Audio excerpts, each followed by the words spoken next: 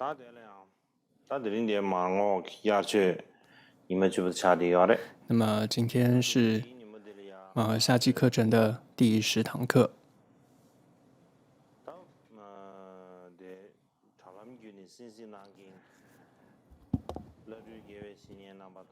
那么首先要问候，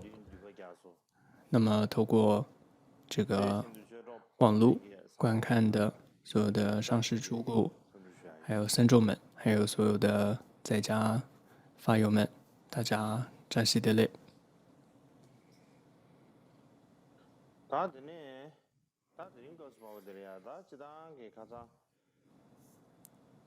这语送前边给打广告了呀，捐，马不去捐是吧？他捐。上一堂课我们有提到说，大迦叶尊者呢说了这个阿难尊者许多的这个过错，指出了他许多的这个问题哦。而我们最主要依据的是这个法藏部的4分律，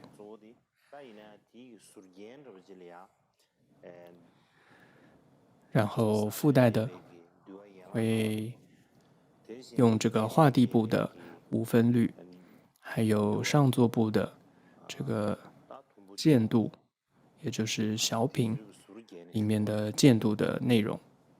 来附带的做一些说明。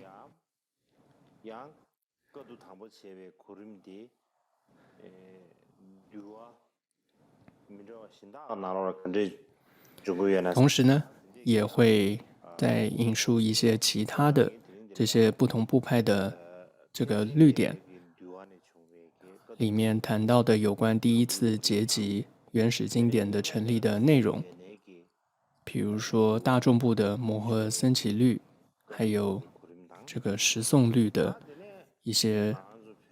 里面的内容，还有像是在藏文里面有翻译过来的，就是根本说一切有部的这个毗奈耶杂事。那么这是在上一堂课没有提到的大众部的，还有这个十诵律的，还有根本说一切有部毗奈耶杂事的这个一些有关第一次结集的顺序哦，在这里补充说明一下。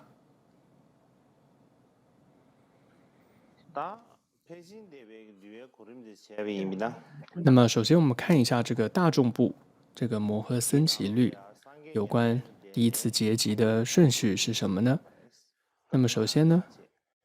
是佛涅盘之后，这个大迦叶就决定要结集，然后之后是499位罗汉呢，就到了这个王舍城。那为什么是499位呢？因为这时候阿难还没有得到。接着呢，有一段是迦叶呢，这时候说阿难是这个一个野干呢，野干就是一个豺狼的意思哦。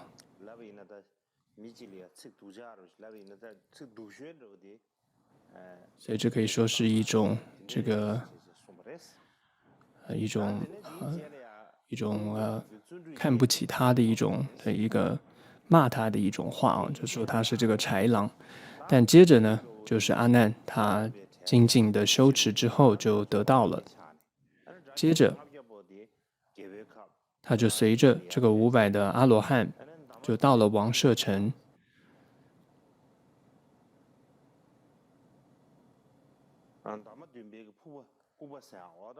就是这个刹帝库，也就是七叶库，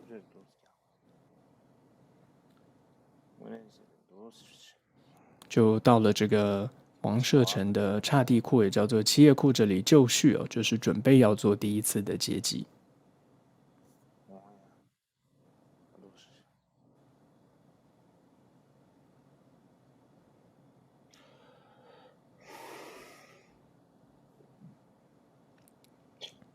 那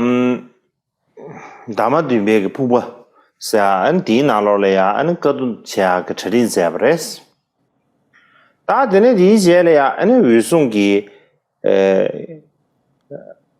跟着虚线呢，那公个月跟到底然个后接着呢，就是大迦舍就请问，然后就阿难就结集了经典，然后接着再是大迦舍请问之后，就由优波离尊者就结集了律典，接着呢，就是由优波离呢举出了阿难的7个罪，那就和之前的一些律典说的举罪的人是不同的。那么接着呢，是提到在这个窟外7叶窟外哦，那么有1000位的这个比丘，他们有参与讨论了这个有关维系戒的一些内容。最后就是决定说，佛陀只要是佛陀没有制定的这个戒，以后就不可以再制定。然后已经制定的戒呢，就是我们就必须要遵从。这大概就是大众部摩诃僧祇律哦，就是有关就是第一次结集的一个顺序的一些故事的内容。接着呢，就是十诵律的一些内容，就是说一切有部的这个十诵律。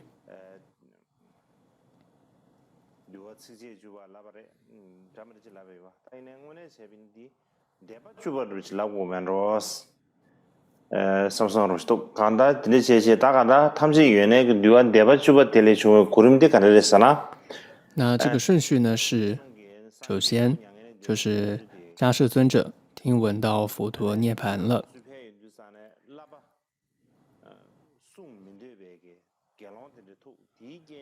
然后呢，在路上呢就遇到了这个很顽劣的这个比丘哦，他不想要持戒的那个比丘，然后接着就导致他决定说要结集这个律典，然后接着是迦摄呢，他决定让这个阿难参与这个结集，然后接着是迦摄思维到王舍城这个地方适合结集，然后就带着500阿罗汉就到王舍城准备就绪。然后接着呢是迦摄问优波离呢结集律典，然后是迦摄问这个阿难结集经典，然后接着是迦摄问阿难结集还有论点，然后是讨论小小戒，就是维系戒的问题，然后接着是问阿难的6罪，然后是决定不舍维系的戒，然后只要是佛所制的戒都要遵守，然后只要佛没有制的戒呢，就不可以再制定。然后再来呢，就是这个藏传佛教当中有的根本说一切有部的毗难耶杂事。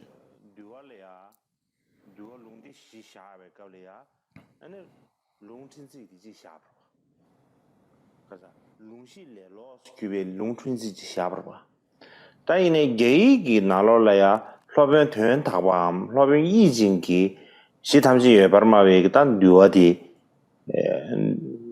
룽시디 귤나요 디 나로라야 친지디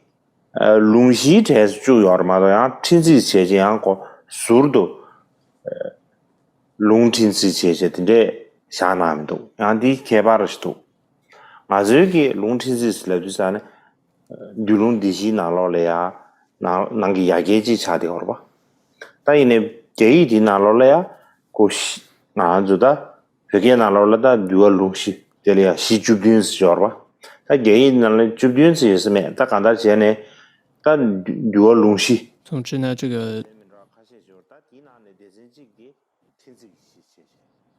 是中文里面的这个根本说一切有部毗难耶杂事呢，它是这个独立出来的这样一部译经，当时特别翻译出来的。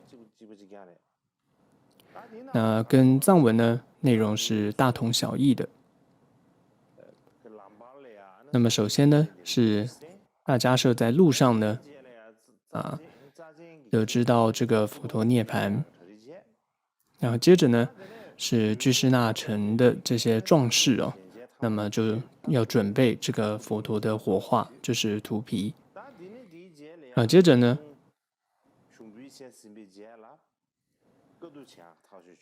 接着迦摄众人就决定，最后就是见了佛陀一面。见了之后，佛陀也这个秃皮了，然后接着就迦摄决定要结集，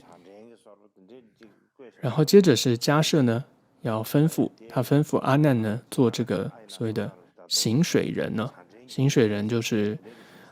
现在来讲就可以说是倒茶的，就是为所有僧众倒茶的这样的一个人。然后接着呢，阿难呢就随着这个500阿罗汉呢，就到这个王舍城去准备做结集。接着大迦摄就要这个阿那律尊者观察阿难，就观察说他是没有这个得到，就准备要这个摒除这个阿难，就把他就是要赶走。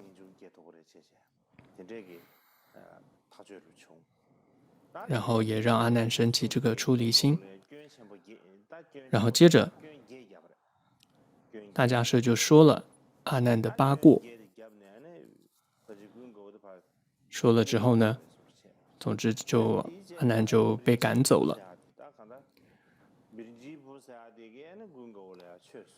接着呢，有村中的一个童子哦，他就为这个阿难就说法。那这时候阿难呢，听了也非常的受用，他就得到了。那接着回来之后呢，阿难就集经，然后再接着就是乌波离呢，集这个律典。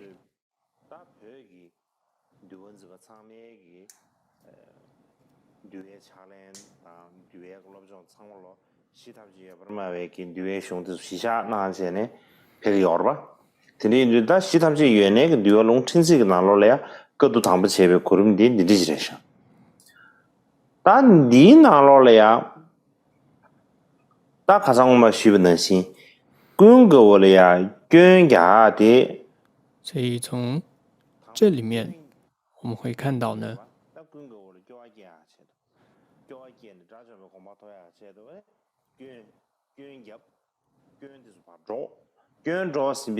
这里说出了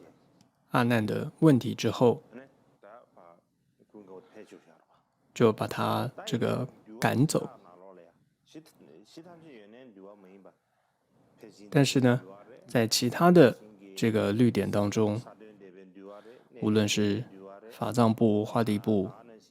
上座部的律典，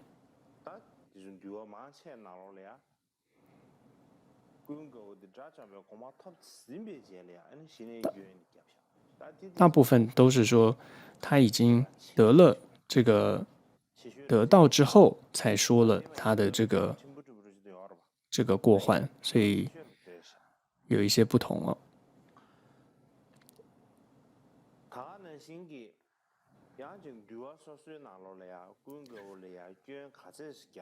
同样呢，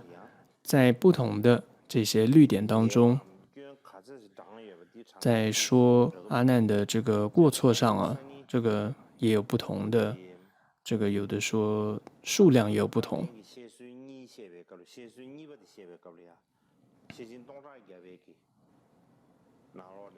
所以我想，这个在我们在讲到以大智度论里面的内容的时候，我想那时候再多讲一些有关阿难的过错的这个部分再讲。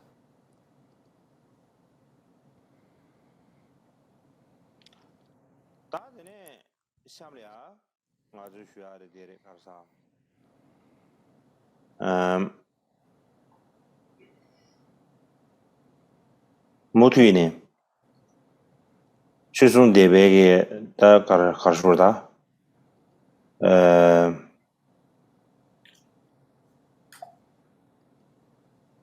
최종 대백 뉴안의 총회계다 까도 당부 제배 고름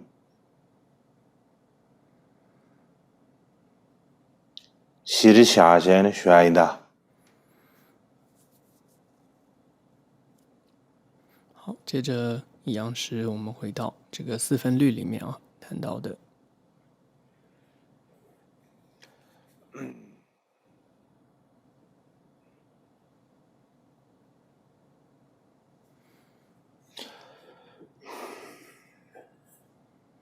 다 가장디 가서 마셔의虚心不래 다 라바친지고의研究的虚心不지 다对， 되는 大部分都讲过了。那么一直讲到了小小节讨论，然后阿难的七罪，这个之后再讨论。那我们现在就讲到了这个优波离极律的这个部分。所以接着呢，我们就进入到这个优波离这个诵律的极律的部分。那么首先呢，在之前呢，我们谈到五分律里面就讲到说，在这个决定之后呢，我们有说过这个500阿罗汉就到了王舍城。那么在夏天的这个初月，还有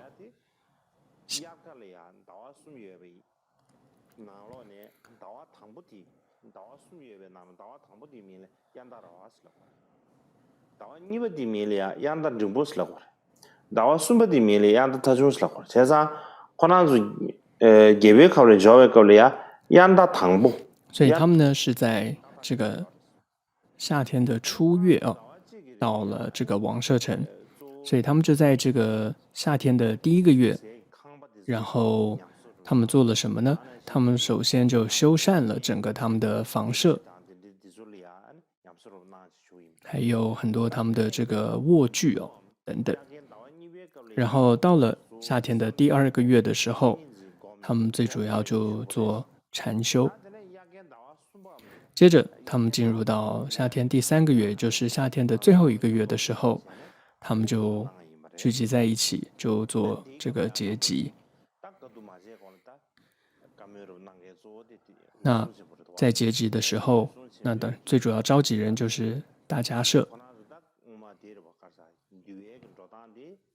那么这时候过去戒律的传统就是一个民主的方式，所以最开始就是要有一个提议。所以呢，他首先就要召集僧众来，就会说大德僧听我说，所以叫大德僧听。接着我今于僧中，他就要说若僧识道，僧忍听等等，就说他就要问优波离比尼意，就说大家我要跟大家说，接着我们要问优波离尊者这个毗尼这个律典，然后如果大家觉得这是时候了，如果大家觉得是可以的吗？所以白如是他就做了这样的一个提议。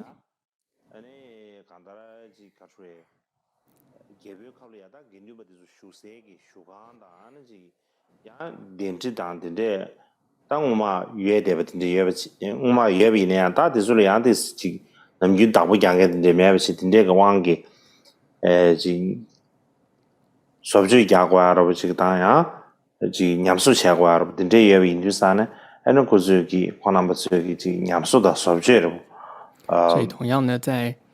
刚刚这是在五分律当中是有这样子提到的。那么在这个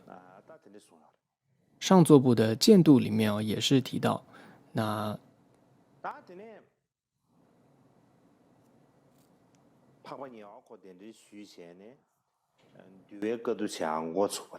但我做的啥呢？大他们我没做光了呀，二送给他们根据不的做了呀，年上学好多啊。但说我做赢，我做错了呗，这些跟着学好多。所以总之呢，这大迦舍呢就请问僧众就是说可不可以请优波离，然后来这个来问僧众说，我们可不可以请优波离来问这个律典？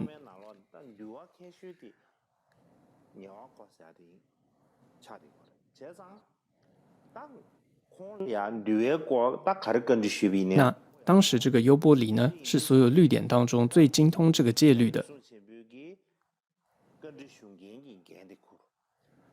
所以大迦舍呢是请问的人，那优波离呢是回答的人。所以大迦叶就跟大众说，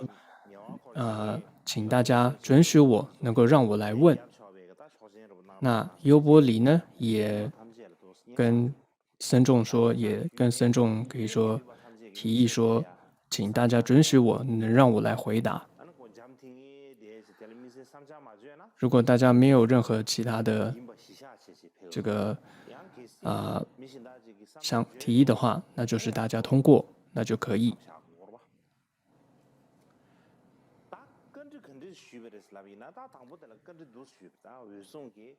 那是怎么问的呢？这个过程。所以总之后来这个优波离呢，也就问僧众说，所以总之呢，他也说我会来回答大迦叶的这个问题，这样子。那接着是怎么问呢？大迦叶他就问了，他就问说，这个戒律当中，因为有很多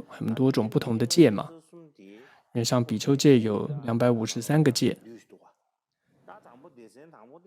那它有不同的这个分类的。那第一类呢叫做波罗夷，那第一大类波罗夷呢是最重要的一类。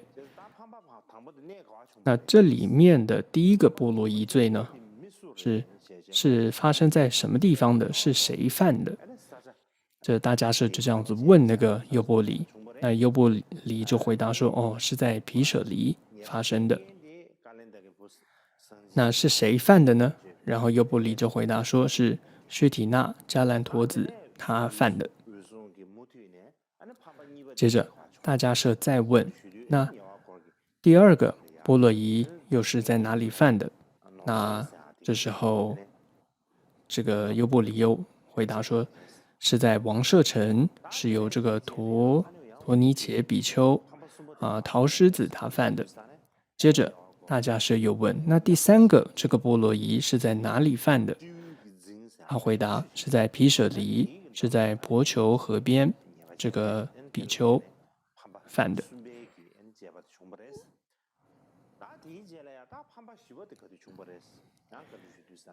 接着又问说第四个这个波罗夷是什么时候犯的？又回答是在毗舍离，也是在这个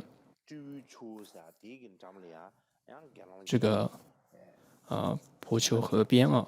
比丘犯的。所以就这样子，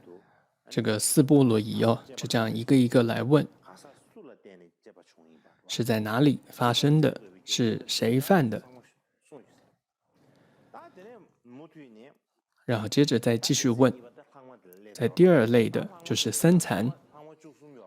有13个僧残。那么比如说第一个僧残是哪里发生的？那优波离就回答说，第一个僧残呢是在舍卫国，那是由迦留陀夷他出犯的。同样再来第二、第三，那么也就顺序的也就问了，然后优波离也回答了。再之后再一类呢叫不定法，那也是又问是在哪里发生的，优波离也回答是在舍卫国，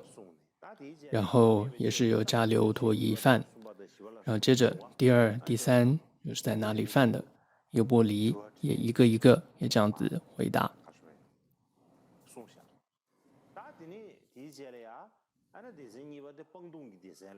然后再一类呢就是尼萨奇，那这第一个又是在哪里犯的呢？有30个尼萨奇，那么这是优波离说这是在这个舍卫国。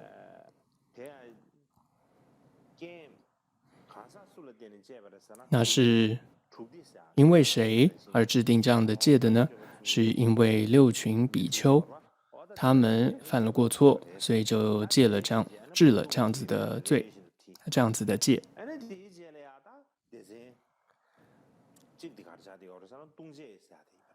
然后再来呢就是波逸提，有90多个，那么也有不同的这个算法有90多个然后这时候大家是问，然后优波离又回答，又是在某个地方，然后又是哪一个比丘他犯了这样子的罪，然后又治了这样子的戒。然后接着大迦舍又问，再一类，然后就是波罗提提舍尼，然后这里面又分很多很多的戒，然后这时候优波离回答，这也是在舍卫国，那这是因为莲花色比丘尼而制定的。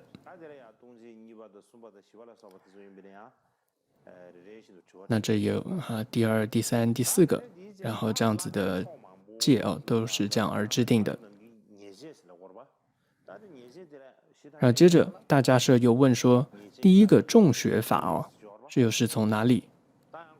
从何处制定的？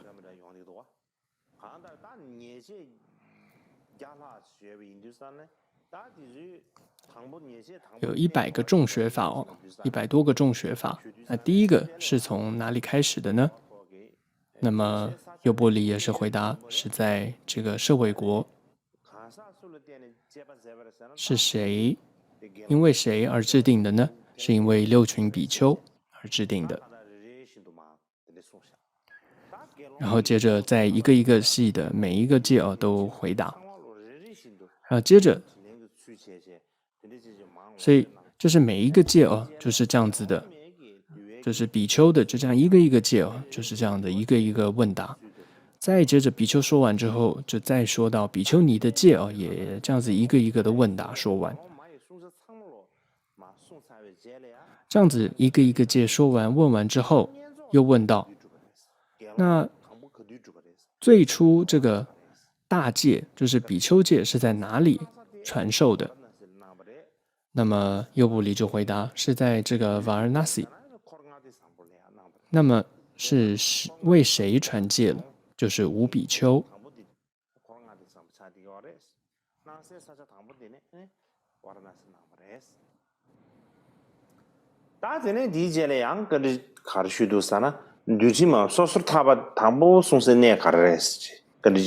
然后最初这个听说这个戒呢是在哪里？讲说这个戒是在哪里呢？就是在王舍城，就是为很多的这些少年的比丘说这个戒。接着又问，那这个第一次下安居是在哪里呢？那么优波离回答是在舍卫国。那为什么会在那边要举办这个下安居？原因也是因为6群比丘的原因而要举办这个下安居。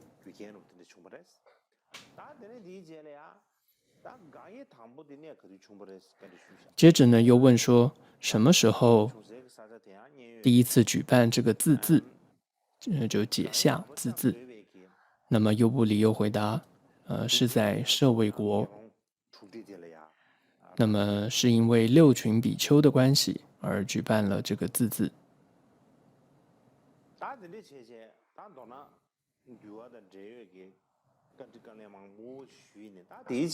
所以就像这样子很多的有关这个律典的问答。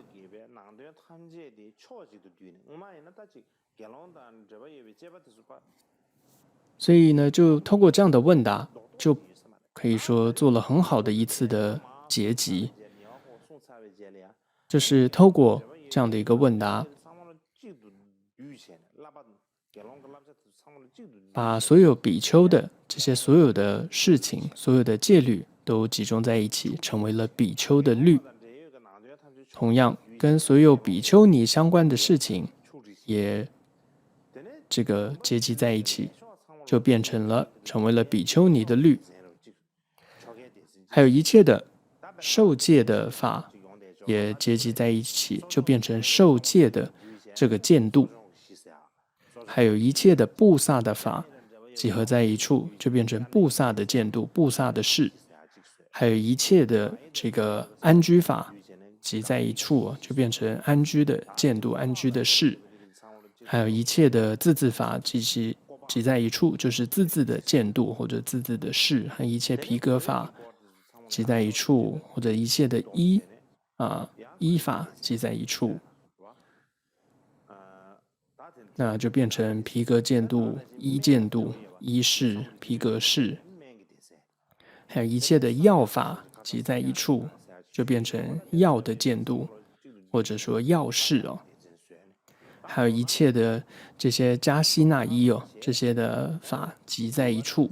就变成加西那依的见度。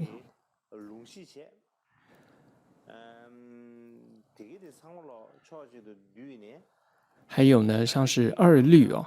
那么可以说就是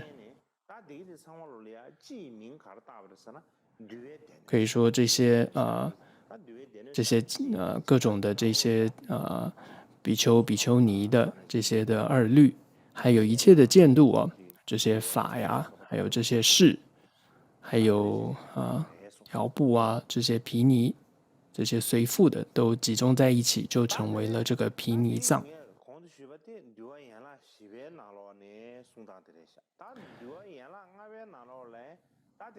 所以上面呢，这个就是四分律里面大概提到的这个阶级毗尼的部分。那么五分律当中大概差不多，没有太大的不同，所以我想就不多说。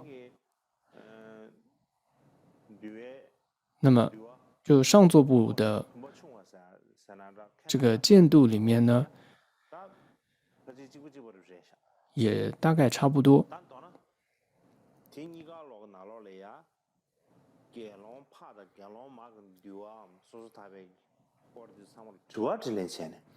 所以大部分都是透过用这种问答的方式，你可以看到都是大迦叶来问，然后这个优波离来回答，所以并不是他们两个人在单独的问答，而是你可以想象有500位这个阿罗汉比丘，然后在这么多人的面前，然后大迦叶发问，然后优波离尊者回答，是这样子的。那么这里就讲完了优波离尊者他结集经论的结集这个律典的部分。然后接着是阿难结集经典，我们简单的讲一下。同样，这也是先要有一个这个提议，就是在结集经典之前，大迦叶要先做一个提议，就是做白哦，白如是，就是说大德僧，请听我说，若僧时到，僧忍听，就是说如果这个是适宜的话，那大家觉得合适的话，那么现在我们来问阿难这个法毗尼，就是我们来请问阿难这个结集，请他来结集法，然后的白如是这样子做了。然后这时候阿难也要说，他要白如是，他也要说什么呢？大德僧听，就是所有僧众们听我说，若僧时到，僧忍听，就说这是时候，如果时间这样是可以的，那么如果大家觉得合适的话，那我今天也会回答这个大迦叶的问题，然后我来回答，然后白如是他这样来做说明，他做了这样子的提议。那这都是这个四分律里面的一个记载。接着呢，就是大迦叶怎么问呢？他第一个就问了阿难说，这个梵动经呢是在何处说的？接着僧一这部经典在哪里说的？再来僧十，还有世界成败经，还有僧祇陀经、大因缘经，还有天地释问经，这些经是在哪里说的？所以就是大迦叶，你可以看到，他就每一部经的经名，他说出来就问阿难，这些经典是佛陀在哪里说的？所以阿难就一个一个回答，这是佛陀在哪里说的。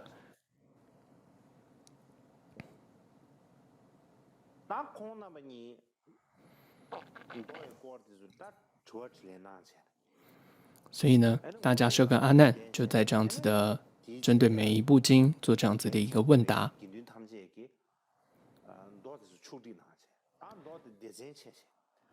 然后呢，他们就把这些把比较长的经典呢，就集合起来，就结集成为叫做长的经，就叫做长阿含。那比较中等长度的经典就变成叫中阿含。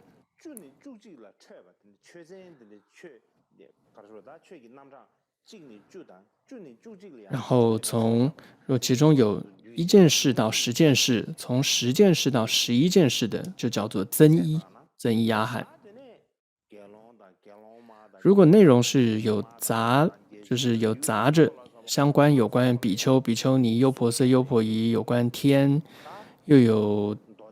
杂糅的有关这个地势啊，有关魔呀、梵王的这种，就集合成为叫杂阿含。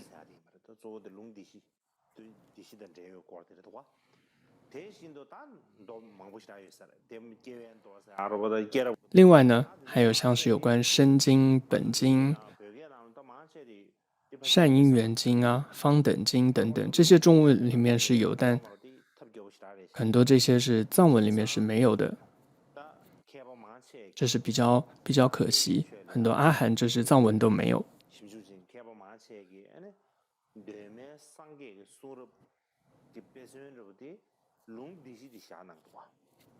因为现在很多的学者呢，其实在谈原始佛教的时候，都是以阿含经为这个最主要的依据，但是这是藏文里面没有的。但是呢，阿含经里面很多的这些一些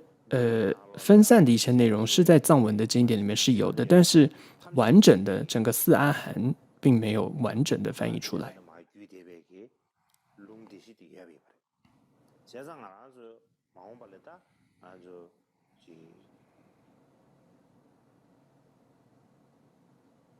pyugyu nangde nalo le ya dosi kashui khenpa yuenge anda呢singi ya 所以未来呢，藏传佛教我们当中有智慧、有影响力的这些智者、学者，如果能够把这个4阿含翻译成藏文的话，会非常的好。如果我自己有这样子的机会，或者有这样子的福气的话，我也会尽力的。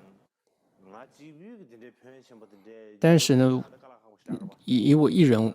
的力量，也不可能翻这么大部头的四阿含，也不太可能。但我想，这是希望大家都能够一起来完成的事情。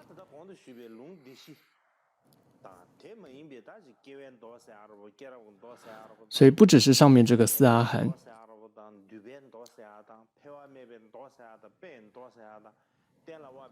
那还有这里说身经、本经、善因缘经啊、方等经、未曾有经、譬喻经、优婆提舍经、具义经、法具经。法具经这个藏文里面是有的。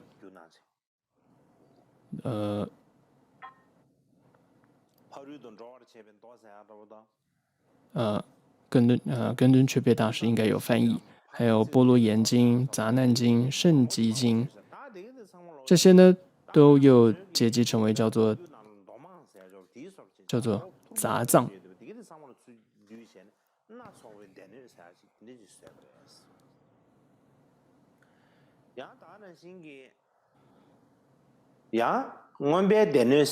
另外呢，当时又结集了一个叫做阿毗昙藏。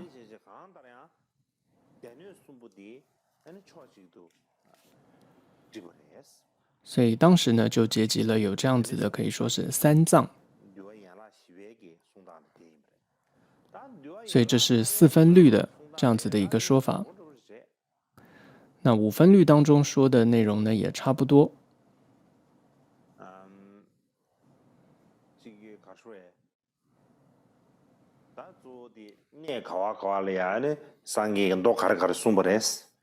也是大迦叶问阿难，佛陀是在哪里说了哪一部经，然后是为了谁而说这样的经。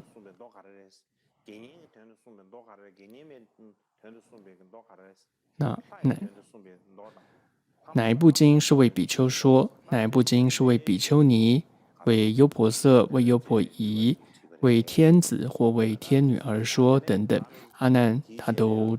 可以说逐一的来回答。然后接着也是问完之后，僧众呢就逐一的就结集为长的阿含、中阿含等等等等杂阿含，这个就跟前面四分律的差不多。那么接着呢，就是上座部的这个见度里面呢，谈到这个阿难经典的结集的部分也差不多，这里也就不多说。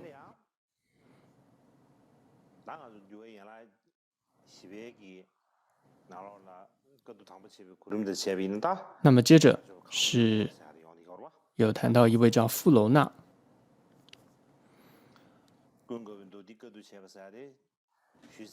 所以我们谈完了就是阿难尊者结集这个经典，接着就是有一位富楼那，他也是佛陀很重要的一位弟子。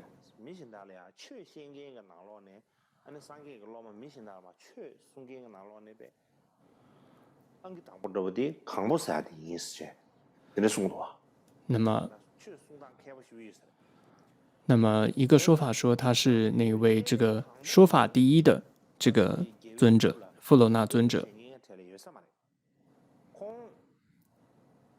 那一开始他并没有在这个结集的人当中，他在另外一个地方。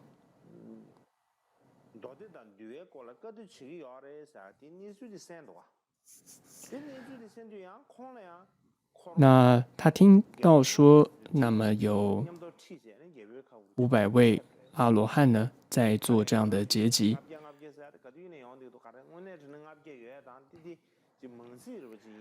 但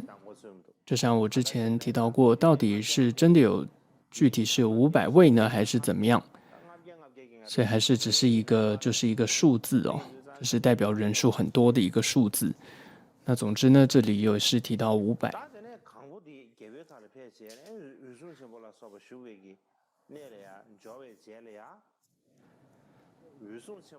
所以这里说呢，他也跟随带着500位的比丘一起到了这个王舍城，他就到了大迦叶的面前说：“我听说呢，大迦叶你们在结集这个经典，我呢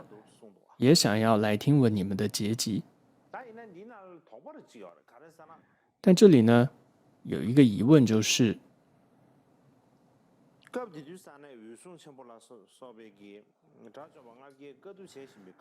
当时呢大迦叶已经在跟500位阿罗汉在结集，所以当时已经有500位阿罗汉，然后呢富楼那呢又带了500位阿罗汉，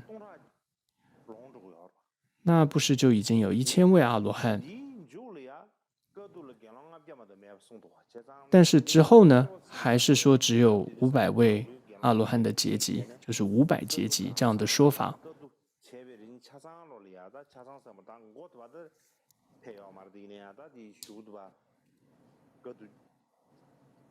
제베리는 차상을 쇼에다 쇼메 데 하과메 댕이를 스티지 또 더버스도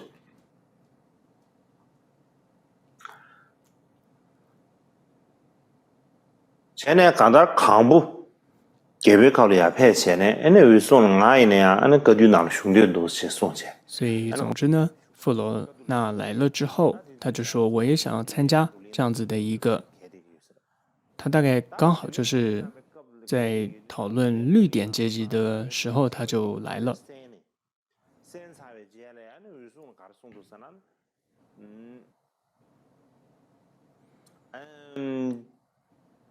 류엔주링 단 도디기 거두 체베 나뇌 되게 상월로 지단 야부도 참으로 양의 무중에 이내 최那 게래야 这时候呢，他就跟大迦叶说，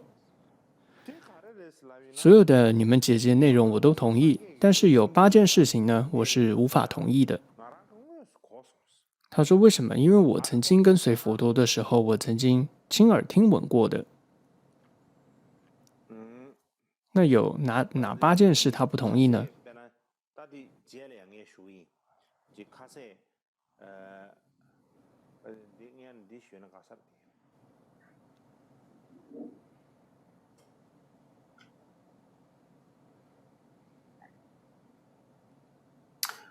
本来广别拿了了呀，谁双着切小把它，是吧？一件事情就是一个事情是内宿，就是寺院内呢是可以储蓄饮食；再来就是内熟，就是寺院里面是可以煮这个饮食；再来是自熟，就是出家人自己可以煮这个饮食；再来是自持食从人受，就是自己可以伸手取食而不必从人受这样。再来是自取果实，就是说自己见到，比如说树上有果实，可以自己取来吃。还有就持水受，就是说就自己，比如说水里面有这种食物可以，比如说莲藕这些可以取来吃。还有说，还有像这个有一个水果的话，过去来讲是比丘是不可以自己去这个自己除这个把里面的果实这个取出来的。那自己可以，那这是自己可以去除掉这个果核可以吃的等等。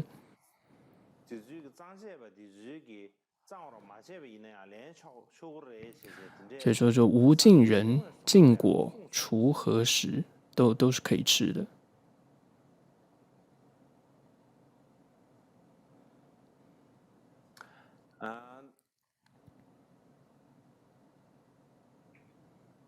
所以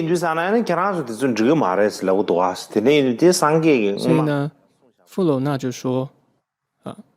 你们说这些是不可以做的，但是呢，我听说佛陀曾经说过这些是可以的。但是大迦叶就回答说，不是的，这几条呢，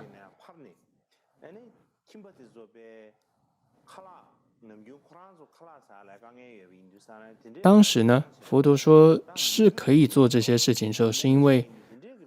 当时呢，那个地方那个时候是遇到了这个灾荒、饥荒，所以呢，这个比丘托钵很困难。所以呢，佛陀那时候就说，那你就可以这个寺院里面可以储蓄食物，所以寺院可以自己煮，出家人自己也可以煮，可以自己伸手取食等等。但是呢，后来大迦叶解释说，但是后来呢，这个饥荒过了，那可以托钵了，佛又说了，这几个还是不能够做的，这几件事还是不可以做的。但听完之后呢，这个富楼那说什么呢？他说：“大迦叶，你这样说是不对的。佛陀呢是这个遍知的，是一切知见的，他不可能一下又不说不可以做，一下又说可以做。那就是一下说不可以做，一下说可以做，然后说可以做之后，一下又说不可以做。但接着大迦叶回答说。”就是因为佛陀他是这个一切知见故，就是是遍知的，所以他本来就可以是制定了，然后又说开许了，就说不可以，那接着又说可以，但说可以了之后，接着又回到说是不可以。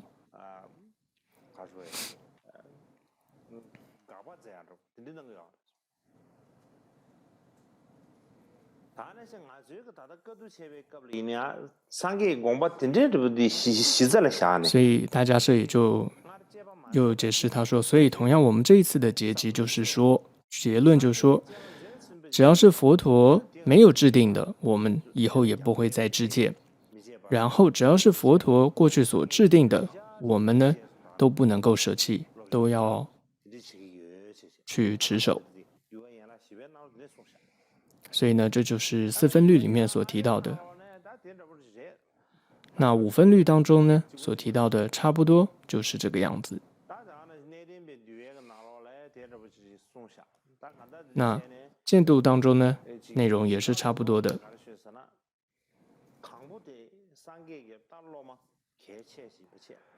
所以富楼那呢，是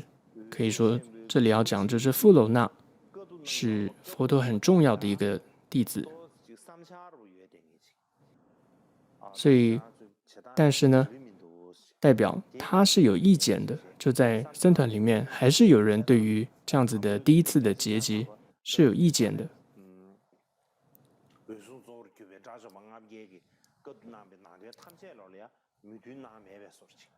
所以，对于大迦舍为主的这500位阿罗汉的这样结集，其实还是有意见的。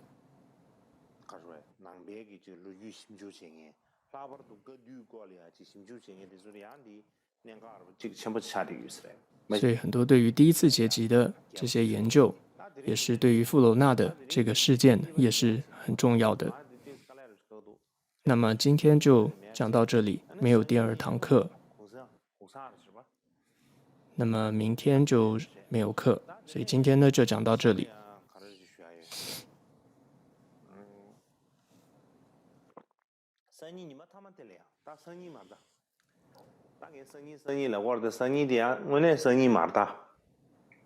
你们看些其实没接生意的，大概说，是送去打出别接的啊，这里究竟你们的嘛呗？这里究竟你们的了呀？那么在我们课程结束的那一天，我们会念诵这个释迦牟尼佛的一个仪轨。我们会念诵噶当派的最主要的4位这个本尊。第一个就是释迦牟尼佛，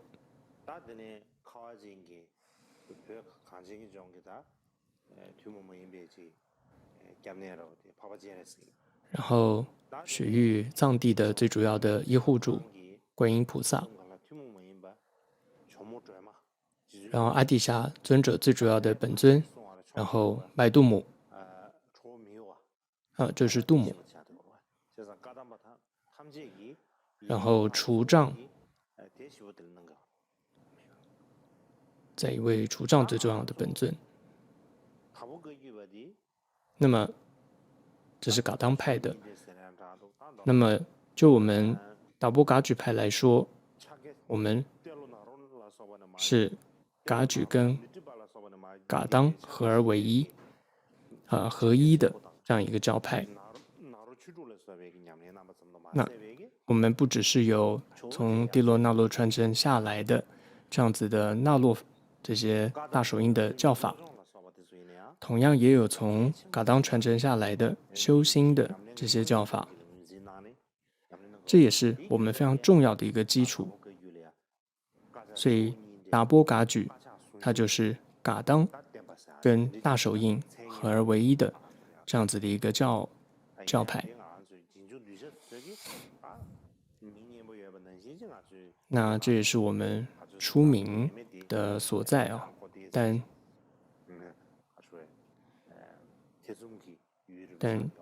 重点还是我们有没有做到这样的修持才是重要的。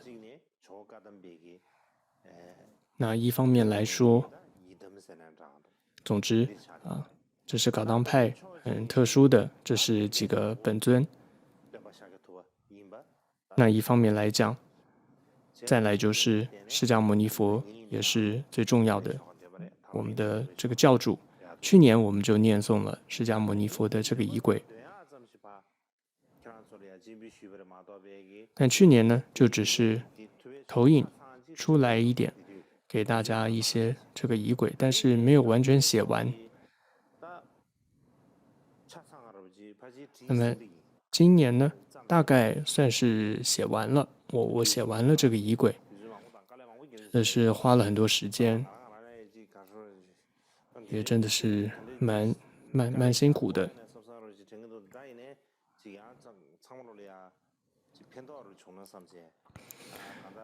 但就是想说，希望能够有些帮助，所以也是尽力的写出来了。所以如果时间够的话，也希望再写一个释迦牟尼佛的赞文。那我想这也是我们能够累积资粮，也希望众生能够因此而累积资粮，但还不确定能不能够这个写出来，因为现在也还要准备课程，然后又还要写这个赞文，这个我这个脑袋都快烧起来了。